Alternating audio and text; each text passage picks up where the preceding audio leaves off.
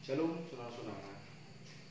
Damai sejahtera yang melampaui akal pikiran dari Allah Bapa itu yang menyertai hati dan pikiran saudara-saudara sekalian. Hari ini kita akan belajar dari firman Tuhan dalam mimbar teologi bersama saya Pendeta Helen Joshua Sibitonga dalam minggu 4 setelah Trinitatis tanggal 5 Juli 2020, diambil dari Kitab Kejadian pasal 12 ayat 1 sampai 9. Saya akan bacakan perikopnya bagi saudara-saudara sekalian. Abraham dipanggil Allah. Berfirmanlah Tuhan kepada Abraham, "Pergilah dari negerimu, dari sanak saudaramu, dan dari rumah bapamu ini ke negeri yang akan kutunjukkan kepadamu. Aku akan membuat engkau menjadi bangsa yang besar dan memberkati engkau serta membuat namamu masyhur dan engkau menjadi berkat. Aku akan memberkati orang yang memberkati engkau dan mengutuk orang yang mengutuk engkau, dan olehmu segala kaum di muka bumi akan mendapat berkat." Lalu pergilah Abraham seperti yang difirmankan Tuhan kepadanya, dan Lot pun ikut bersama-sama dengan dia. Abraham berumur 75 tahun ketika ia berangkat dari Haran. Abraham membawa Sarai istrinya dan Lot anak saudaranya dan segala harta benda yang didapat mereka dan orang-orang yang diperoleh mereka di Haran. Mereka berangkat ke tanah Kanaan lalu sampai di situ. Abraham berjalan menuju negeri itu sampai ke suatu tempat dekat Sikem, yakni pohon terbatin di Mor. Waktu itu orang Kanaan diam di negeri itu. Ketika Tuhan menampakkan diri kepada Abraham dan berfirman, "Aku akan memberikan negeri ini kepada keturunanmu," maka didirikannya di situ mezbah bagi Tuhan yang telah menampakkan diri kepadanya. Kemudian dia pindah dari situ ke pegunungan di sebelah timur Betel dan memasang kemahnya dengan Betel di sebelah barat dan Ai di sebelah timur.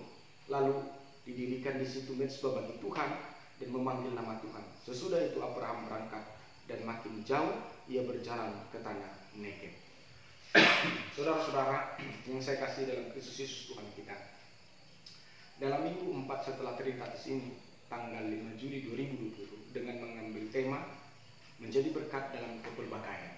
Hari ini Tuhan memilih Abraham menjadi contoh dalam hidup kita bagaimana menjadi berkat dalam kepelbagaian di kemajubukan terkhusus di negara Republik Indonesia. Saudara-saudara yang saya kasih dalam Kristus Yesus Tuhan kita, mari kita belajar bagaimana hubungan Abraham dengan Allah dan apa titik balik daripada keberhasilan Abraham di dalam hidupnya ketika dia mengenal Allah. Saudara-saudara, Tuhan berkata kepada Abraham agar Abraham menjadi satu bangsa yang besar, agar keturunan Abraham menjadi keturunan yang besar, dan dia menjadi orang yang diberkati dan membuat namanya masyhur. Maka yang harus dilakukan Abraham adalah pergi meninggalkan kampungnya dan sanak saudaranya dan bapaknya ke tempat yang akan Tuhan tunjuk. Perhatikan ayat ini.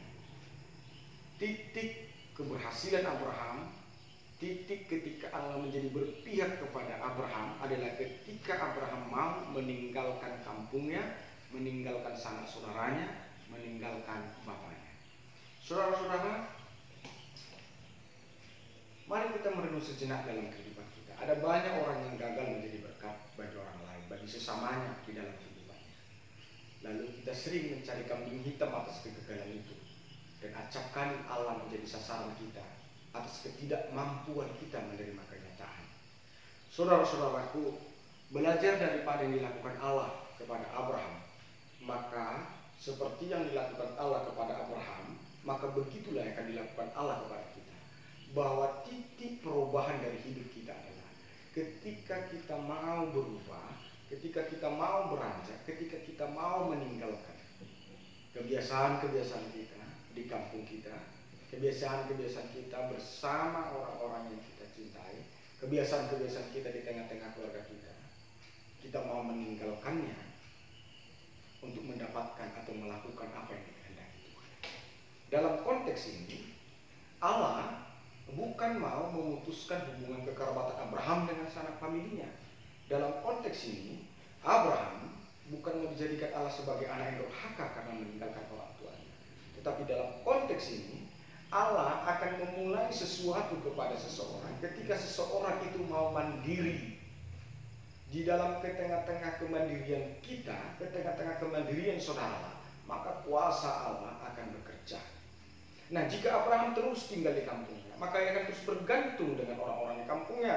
Ketika Abraham terus tinggal kepada orang tuanya, maka Abraham terus bergantung dengan orang tuanya dan sanak familinya. Tuhan mau hanya dia yang menjadi gantungan hidup daripada Abraham. Karena itu Allah berkata, Abraham, pergilah, tinggalkan kampung. Saudara-saudara, maukah engkau meninggalkan kebiasaan untuk melakukan kehendak Tuhan? Saudara-saudara, maukah engkau berpindah dari yang biasa bergantung kepada dunia ini jadi hanya bergantung kepada Tuhan? Jika saudara mau, maka itu adalah titik balik. Hidup saudara akan dipenuhi berkat Allah dan Allah akan menjadi berkat bagi orang lain. Nah, saudara-saudara, ketika Abraham mendengar itu, Abraham tidak shock, Abraham tidak protes, Abraham tidak interupsi, tapi justru Abraham taat. Itu yang dikatakan dalam ayat 4. Lalu pergilah Abraham seperti yang difirmankan Tuhan kepadanya. Bayangkan saudara-saudara,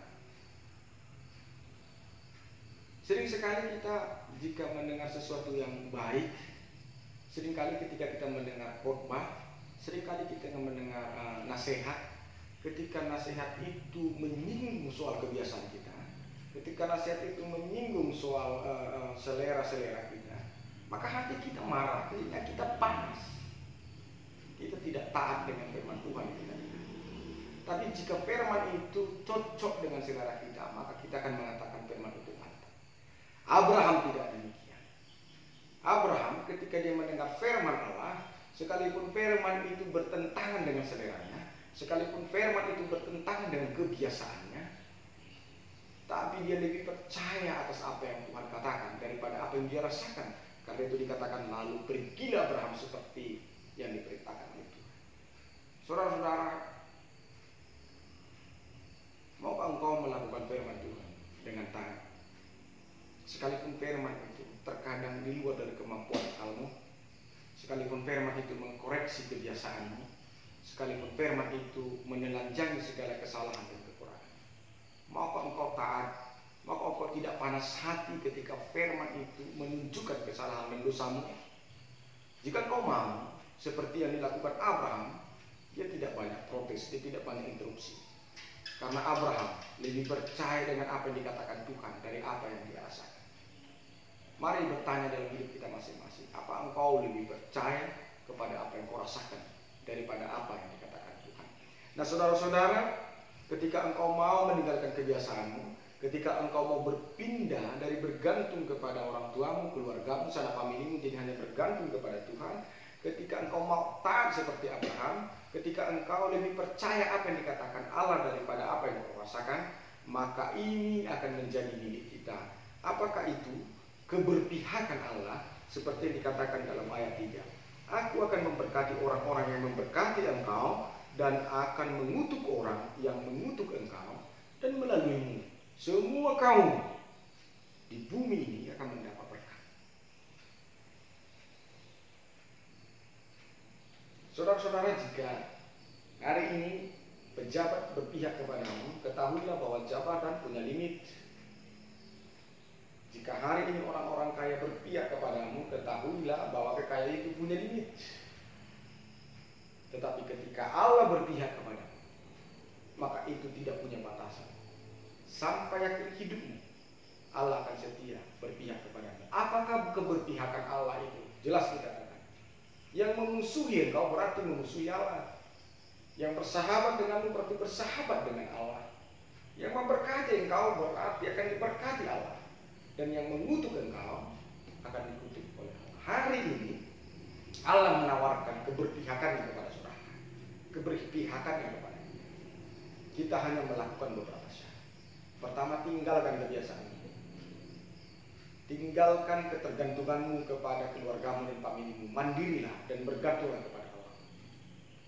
Yang ketiga, engkau harus lebih percaya dengan apa yang dikatakan Tuhan dari apa yang dirasakan oleh perasaan-perasaan.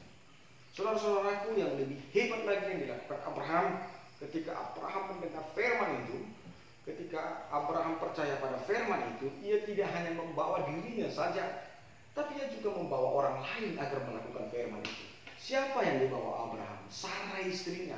Siapa lagi Lot? Dan siapa lagi anak-anaknya? Dan siapa lagi orang-orang yang dia kuasai atau yang menjadi hamba-hambanya?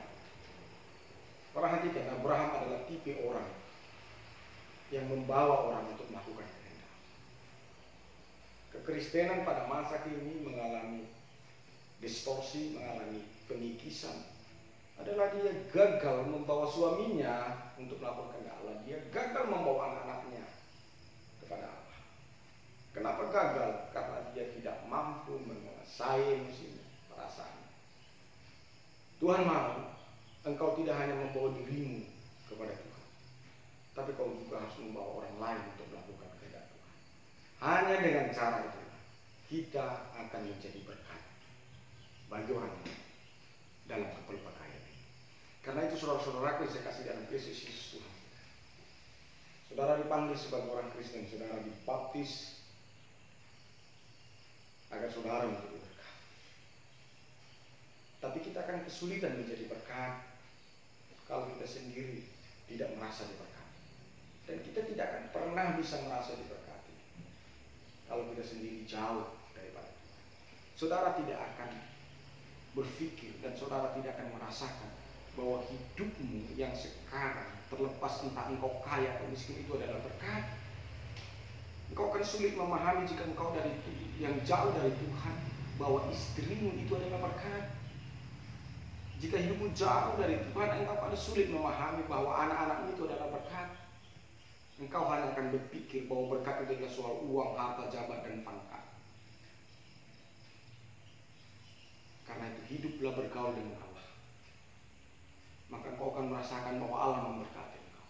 Bahwa berkat itu bukan hanya persoalan kekayaan, bukan hanya persoalan pangkat dan jabatan, tetapi kesehatanmu itu adalah berkat. Bergaulah dengan Allah, maka kau akan mengerti bahwa setiap detak di jantungmu adalah berkat. Setiap kembang kempis dari paru-parumu adalah berkat. Setiap denyut di nadimu adalah berkat. Orang-orang di sekitarmu, anak-anakmu, istrimu, suamimu adalah berkat. Dan ketika engkau sudah merasakan berkat itu mengalir dalam hidup, maka berkat itu tidak boleh hanya berhenti kepadamu, tapi salurkanlah berkat itu kepada orang lain, agar berkat Tuhan itu beranak pinak di dunia ini, sehingga kita menjadi berkat bagi banyak orang sebelum kita mati atau meninggal. Nah, menjadi berkat itu bukan hanya persoalan untuk sesama yang seiman. Yesus berkata, kalau engkau berbuat baik dengan orang yang berbuat baik denganmu, apa bedanya engkau dengan orang fasik di sana, dengan orang Farisi dan Yahudi yang munafik? Tapi jika engkau berbuat baik dengan orang yang mencahati engkau, dengan orang yang berbeda dengan engkau, maka saat itulah engkau menjadi anak-anak Allah. Jadilah berkat untuk setiap agama, khusus di negeri ini. Jadilah berkat untuk setiap suku, terkhusus di negeri ini. Maka engkau tidak akan sama seperti orang-orang lain yang hanya menjadi berkat bagi yang seagama dengannya, yang hanya menjadi berkat yang semarga dengannya. Orang-orang fasik pun melakukannya. Tapi aku dan engkau sebagai anak-anak Allah, untuk orang yang memusuhi engkau, Yesus berkata engkau harus menjadi berkat. Bahkan untuk orang yang membenci engkau harus menjadi berkat. Untuk orang yang berbeda agama denganmu, engkau harus menjadi berkat. Jika engkau melakukan itu, maka saat itulah kita menjadi anak-anak. Tuhan memberkati saudara-saudara sekalian.